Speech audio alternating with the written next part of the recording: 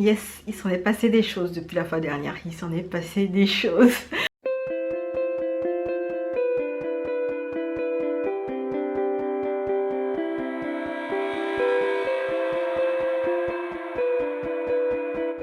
Hello, moi c'est Diane et bienvenue sur cette chaîne où je parle de trucs que j'aime bien. Je parle de drama, de livres et d'autres trucs super fun qui arrivent très bientôt. Donc, stay tuned guys. Cette vidéo, c'est la vidéo Chicha Drama 10. Et le format Chicha Drama, un format où je vous parle un peu des avancements visionnage que j'ai en cours. Je vous parle de drama que je regarde actuellement. Je vous parle de drama que j'ai déjà fini de manière un peu chill pour vous donner un peu une mise en bouche avant de vous faire des reviews sur les dramas de manière spécifique.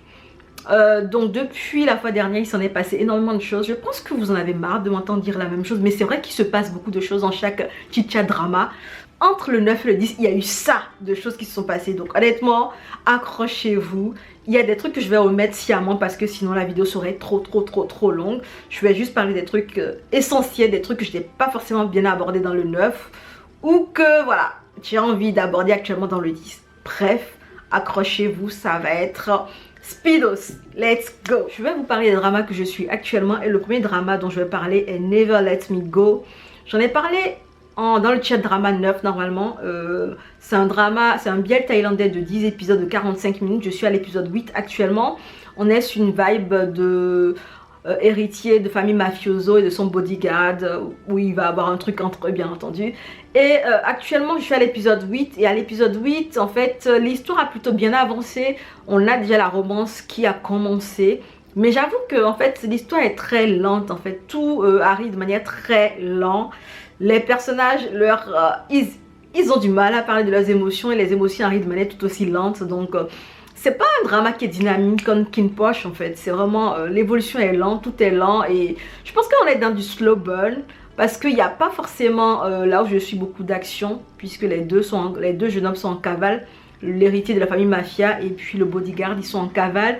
Donc ils essaient en fait de se cacher sur un endroit désert et ça donne du temps à leur relation en fait pour avancer. On est à ce tournant là.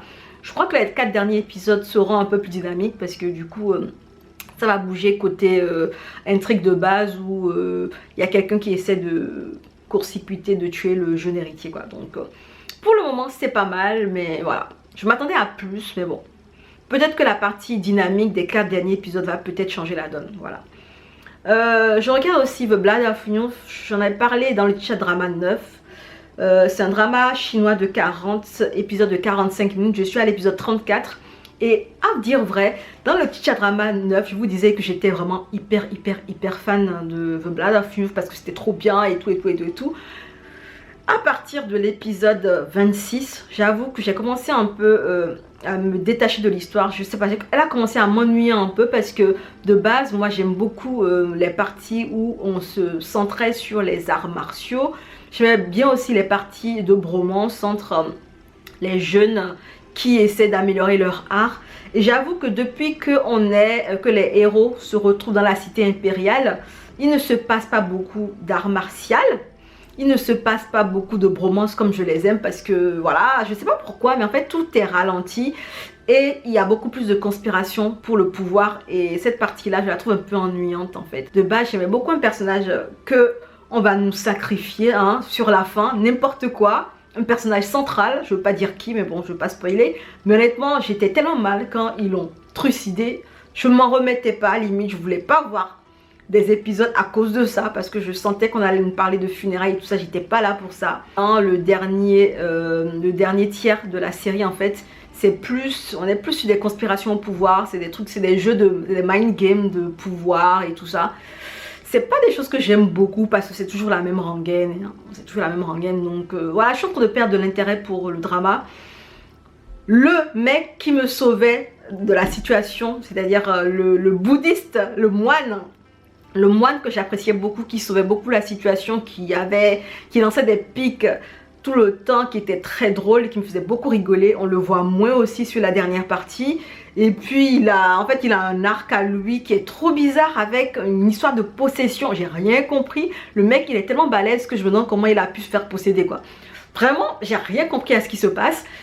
Du coup, la partie bromance aussi, ils sont en train de la diminuer et ils sont en train de pousser petit à petit de la romance au niveau des couples. Et j'étais là en mode, oh là là les gars, moi j'étais là pour les arts martiaux, la bromance et puis pour un des personnages que j'aimais bien quoi. Donc ouais, je sais pas, il me reste juste 6 épisodes pour finir la série. Mais je crois que si j'avais prévu un 8,50 pour cette série, à voir ce que je suis en train de voir là, je crois que je vais lui donner un 7,8 sur 10 hein, parce que honnêtement, il a perdu en fait son souffle sur le dernier tiers, carrément. Je suis pas la seule à montrer une certaine perte d'intérêt pour la série. Hein. Ils auraient dû continuer avec les arts martiaux, les bros, pour la life, les personnages qu'on aimait bien. Mais bon, je sais pas pourquoi ils ont décidé de faire ça. Je suppose que c'est l'histoire elle-même qui est comme ça. Mais bon, voilà. Une petite perte d'intérêt sur Blood of You sur la fin. Je regarde aussi Moonlight Chicken, c'est un billet thaïlandais de 8 épisodes normalement, de 45 minutes. Je suis à l'épisode 6 actuellement et je dois vous dire que je suis un peu déçue aussi de Moonlight Chicken parce que quand j'avais commencé cette série, j'étais vraiment en amont. Le premier épisode est juste parfait.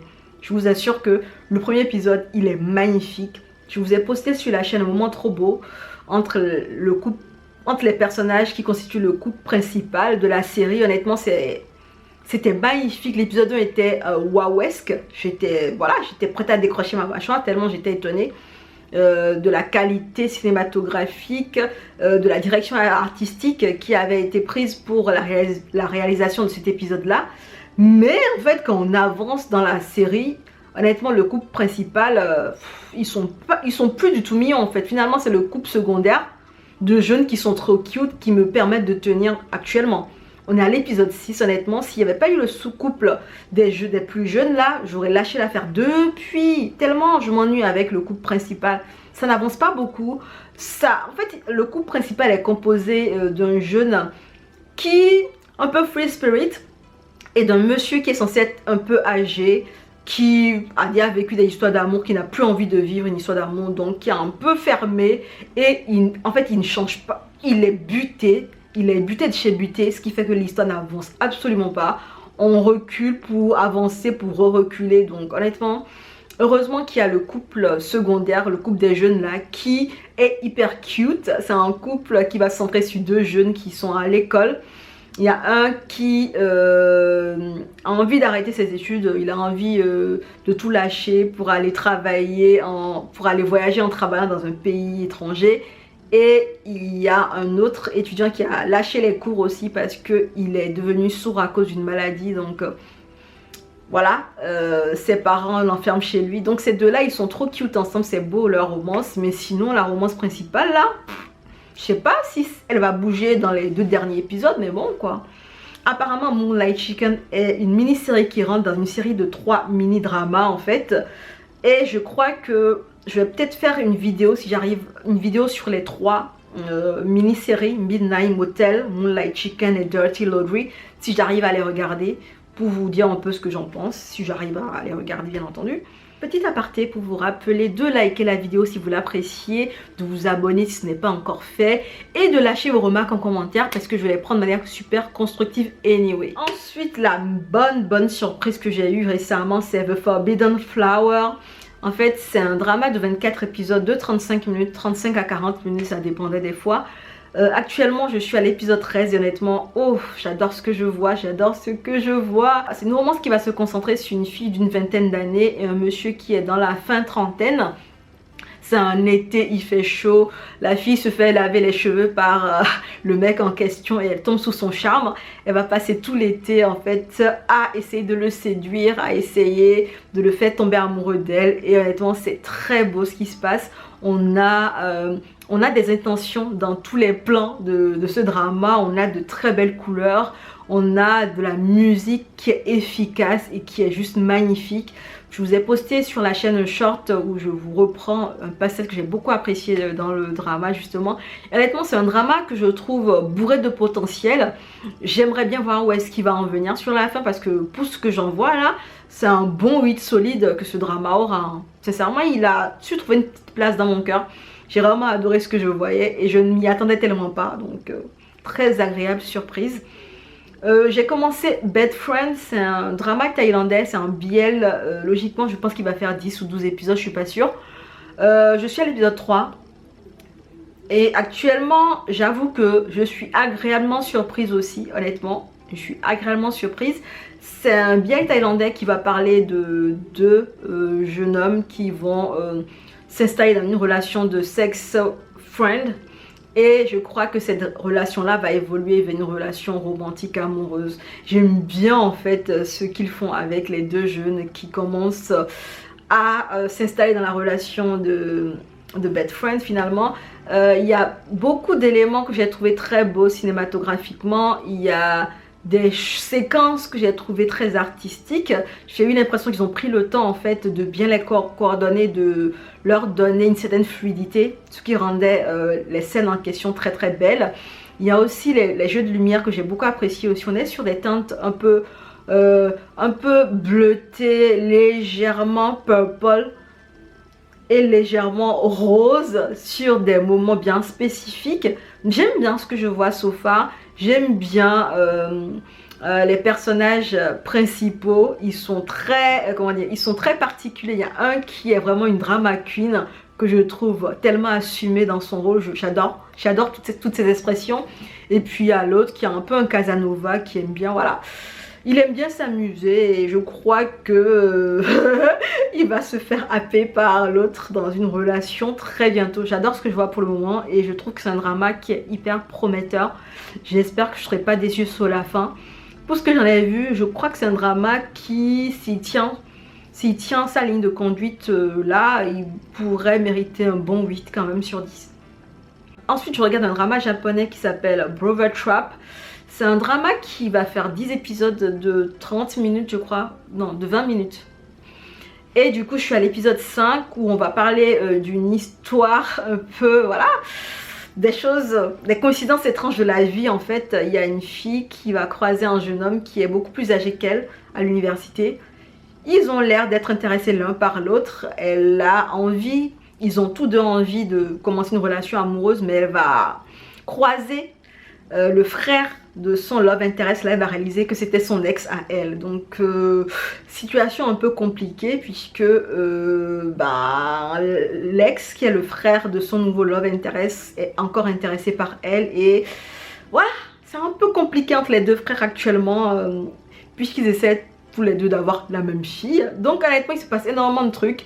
J'aime bien le côté misfit des deux personnages principaux parce que la fille elle est vraiment très innocente, elle est vraiment un peu renfermée mais un peu ouverte aussi sur le monde. Elle est un peu awkward et le love interest aussi un peu dans cette vibe là et ils se comprennent plutôt bien. Donc honnêtement j'aimerais bien voir comment ils vont décanter la situation, c'est pas mal. Je regarde aussi Oshi Furu Yoruni, c'est un drama japonais de 10 épisodes de 45 minutes à peu près je crois. L'histoire va se centrer sur une clinique d'obstétrie gynécologie et on va suivre une gynécologue qui va se retrouver confrontée la plupart du temps à des cas de femmes qu'elle devra aider à accoucher. Il peut y avoir des cas un peu plus complexes que d'autres. En même temps qu'on nous parle de son travail, des déboires qu'elle rencontre à son travail, on va nous parler aussi du jeune homme qu'elle va rencontrer qui du coup est sourd et de son parcours à elle pour apprendre le langage des signes et communiquer avec son nouveau love interest. So far, chaque épisode a un nouveau cas clinique et puis les interactions entre le couple de la gynéco et du mec jeune, un peu free spirit, qui communique toutes ses émotions par signe, est juste magnifique. C'est très beau les moments qu'ils passent ensemble, donc j'espère qu'on va continuer sur cette vibe là. Voilà un peu ce que je suis actuellement. Et pour ce qui est des dramas que j'ai fini Koi to Dangan, 9 épisodes de 24 minutes. C'est un drama japonais, j'en avais dit du bien la fois dernière et je confirme, c'est un drama qui est resté constant finalement. On est resté sur la vague de mafioso avec le mec qui a des sourcils qui, voilà, qui me font beaucoup rigoler. Une romance qui a des airs un peu toxiques quand même, hein. Bon. Mais bon, c'est ce qu'ils ont voulu mettre en lumière. Bref, j'ai bien aimé so far. Et ensuite, j'aimerais vous parler de 4 BL coréens que j'ai suivis, que je vais mettre dans la même catégorie en fait en termes de ressenti. Il y a The Director Who Buys Me Dinner qui fait 10 épisodes de 15 minutes. Il y a Amero Paradox qui fait 8 épisodes de 20 minutes. The New Employee qui fait 7 épisodes de 20 minutes. Et puis Individual Circumstance qui fait 8 épisodes de 20 minutes.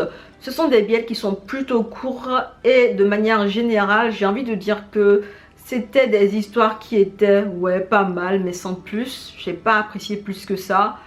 Dans The Director Who Buys Me Dinner, je vous avais dit qu'il n'aurait pas assez de temps pour en 2 épisodes pour conclure l'histoire de manière logique. Ils ont bâclé la fin comme pas possible. Amero Paradox, de base, je trouve pas les trucs aussi intéressants que ça. Honnêtement, je m'attendais pas vraiment à grand chose, donc j'ai pas eu grand chose et voilà. Individual Circumstance, où on va suivre en fait un réalisateur qui contacte un auteur à succès pour lui proposer d'écrire un scénario ensemble. Mais il réalise que finalement l'auteur est un de ses amis avec qui il a perdu contact depuis des années. Bref, on va parler de leur histoire, de leur amitié et de tous les non-dits qu'ils ont eu qui a fait dégénérer leur relation. Honnêtement, je sais pas, c'était pas si intéressant que ça, je me suis ennuyée, j'avance un pas pour reculer 2, donc je trouvais ça un peu comme si on tournait un peu en rond, donc voilà. J'ai fini aussi Fantasy Spot, c'est un drama coréen de 8 épisodes de 40 minutes. Je vous parlais de ça dans le Chicha Drama 9 avec ces deux filles qui tiennent un podcast où on parle de plaisir féminin, on parle de plaisir tout court, de relations de couple et voilà, on parle de sexe de manière générale. Et bien entendu, j'ai bien aimé comment c'est terminé. De manière globale, c'est un drama qui reste intéressant parce que c'est pas des choses que les Coréens proposent en général, donc voilà. Parler de sexe de manière aussi crue, c'est pas ce qu'ils font en général, donc c'est vraiment intéressant de voir comment ils essaient d'aborder la chose. Disons que Fantasy Spot finalement, il est allé là où je voyais qu'il allait aller. J'aurais aimé qu'il y ait une section plus éducatif en fait, mais bon, ils n'ont pas testé cette vibe là, ils n'ont pas voulu aller sur ça, donc ils sont restés un peu sur la surface. Disons que c'était pas mal. J'ai fini Between Us, c'est un BL thaïlandais de 12 épisodes de 45 minutes, je vous assure que si je n'aimais pas après, mais boum, je me serais ennuyée, je vous assure. En fait, il faut aimer le couple principal pour apprécier ce drama. Si de base, vous ne connaissez pas le couple principal, vous allez trouver que ça traînasse un peu quand même dans l'évolution de l'histoire. Ça traînasse beaucoup même parfois. Et je me dis, est-ce qu'on peut enchaîner les épisodes l'un à la suite de l'autre comme ça? Je pense pas. Moi, je vais le regarder au fur et à mesure par semaine. Et même en les regardant chaque semaine, je trouvais que l'histoire avançait lentement.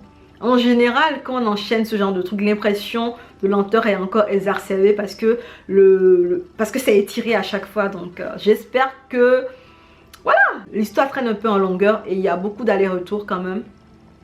Il y a beaucoup de faux problèmes qui sont amenés, on ne sait pas pourquoi. Donc bref, moi j'ai bien aimé parce que j'aimais bien le couple de base. Donc voilà. J'ai fini aussi Work Little Drink Now, la saison 2, 12 épisodes sur 12 de 45 minutes. Et disons que la conclusion, c'est que c'est pas mal finalement. C'est pas mal, mais c'est pas aussi bien que la saison 1. Je sais pas.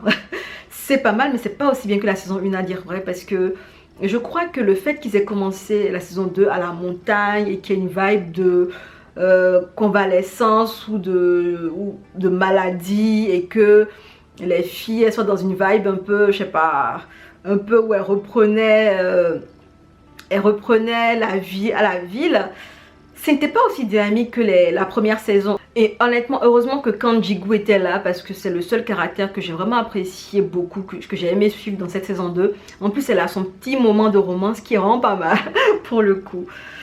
Ensuite, j'ai fini Love to Hate You, c'est un drama coréen de 10 épisodes de 60 minutes à peu près.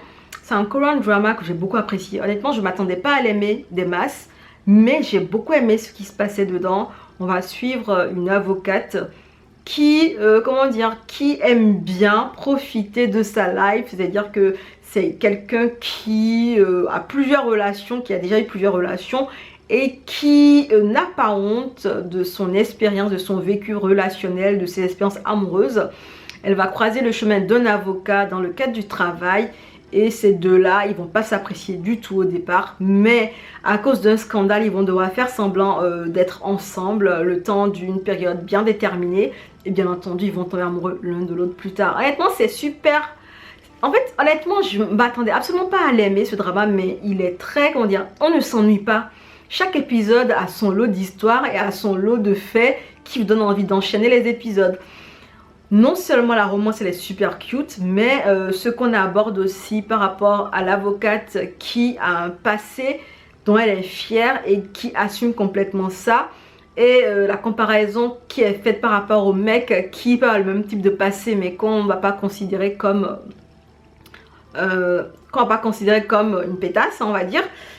J'ai bien aimé le parallèle qui a été fait parce qu'elle assumait complètement ce qu'elle était, elle assumait complètement ses relations dans une Corée qui est en quête de modernité mais qui n'est pas encore très ouverte sur les femmes qui assument publiquement leurs préférences ou leur envie d'aller voir plusieurs partenaires.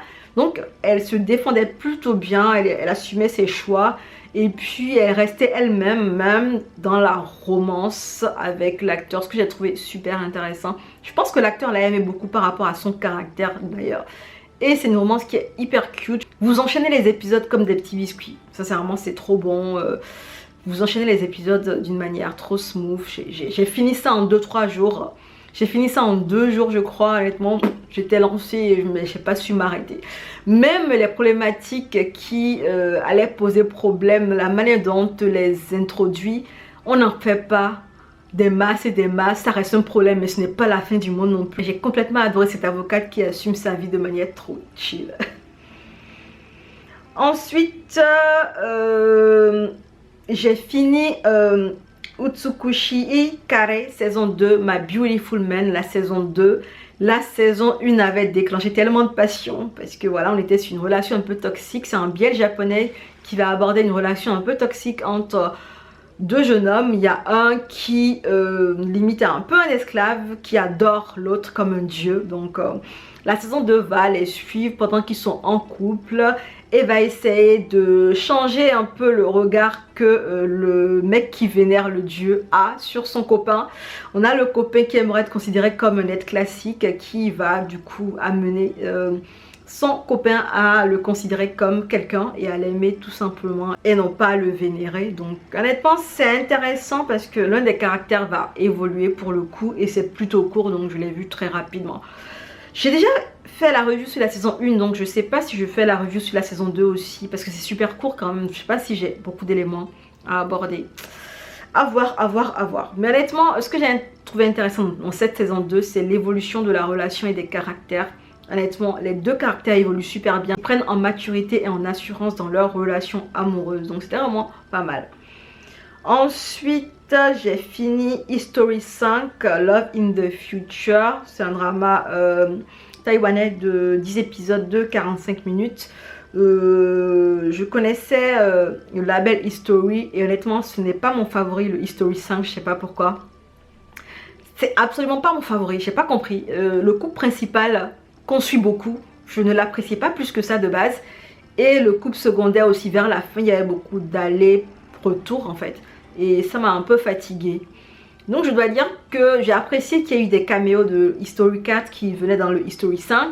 Mais à dire vrai, honnêtement, les deux romans sur la fin m'ont fatiguée. J'étais là en mode, mettez-vous ensemble et qu'on n'en parle plus quoi. C'est bon, c'est bon. Donc voilà. Un peu agacée sur les allers-retours dans les relations, sur les relations qui stagnent pour rien du tout. Heureusement que les caméos redynamisaient le truc et que voilà, on retrouvait des personnages qu'on avait aimés dans le History 4. Donc voilà. Donc voilà un peu ce qui conclut ce que je regarde actuellement en termes de drama, ce que j'ai fini en termes de drama. Il y en a quelques-uns que j'ai mis de côté, que je n'ai pas abordé parce que je compte les aborder dans une vidéo spécifique, une vidéo avec un thème spécifique. Et du coup, voilà, je garde la surprise pour la vidéo en question qui va venir dans pas longtemps normalement. N'hésitez pas à me dire si dans cette liste de dramas il y en a que vous regardez, que vous aimez bien. N'hésitez pas à me dire ce que vous en avez pensé de manière générale. Je pense que ça va finir avec cette vidéo, donc on se dit à bientôt dans une prochaine vidéo et en attendant prenez soin de vous. Allez, ciao.